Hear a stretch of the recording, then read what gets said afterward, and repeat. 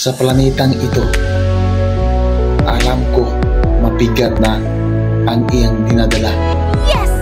Dahil sa maraming tinatayong mga gusali sa mundong ito, tulad naglalaki ang mga building.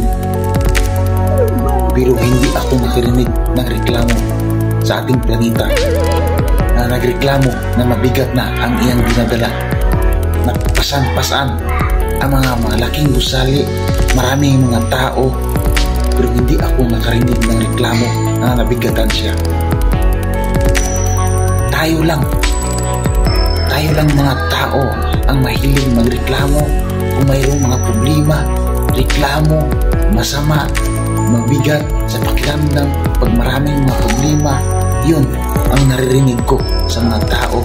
Pero ang ating mundo na pasan-pasan tayo, lahat ng mga gusali o iba-ibang mga proyekto at ang naglalaki ang mga building na pasan-pasan niya, hindi ako nakarinig ng reklamo sa ating planeta. Tayo lang mga Pilipino, tayo lang mga tao ang maghilig magreklamo. Diba? Ikaw, magreklamo ka ba? Kung may problema ka? Huwag na.